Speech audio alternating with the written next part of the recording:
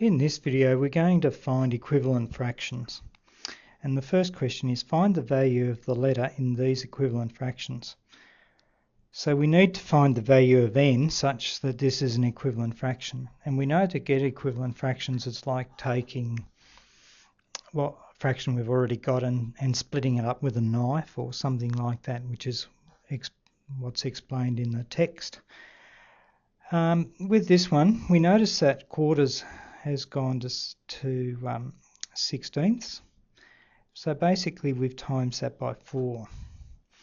We need to do the same with the 1. That's going to experience the same thing. So basically our value of n is going to be 4 times 1, which is 4.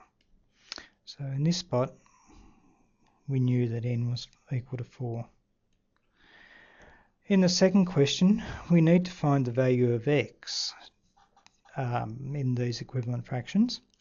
So here we've noticed that 3 has gone to 15. To go to 15 it must have been times by 5. We need to do the same here. So therefore x is equal to 5 times 5, which is 25. So we know that this number here was actually 25. In question 3 we need to find the value of the p. Same sort of logic again.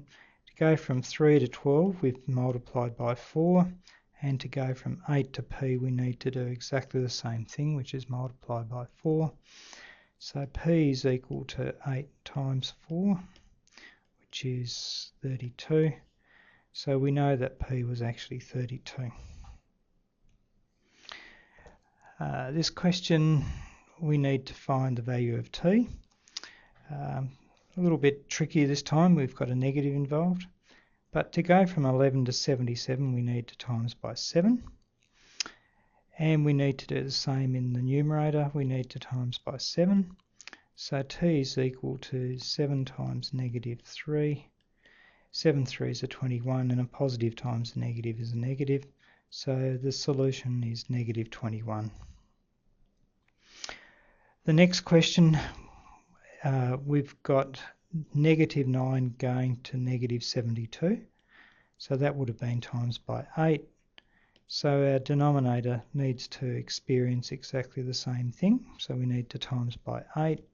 So the value of n is going to be 5 times 8, which is 40. So our value of n is actually 40.